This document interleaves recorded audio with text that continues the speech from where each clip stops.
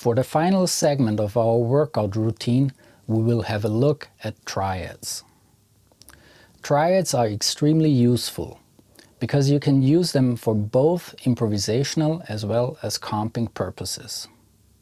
And while there are other qualities available, for now we will only look at major and minor qualities.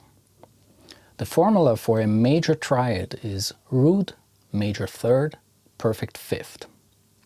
Here are the three possible shapes for the key of C major on the top three strings.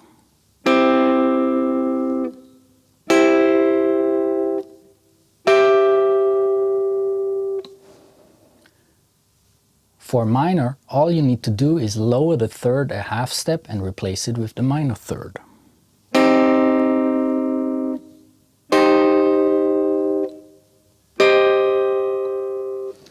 Notice the difference in mood and feel.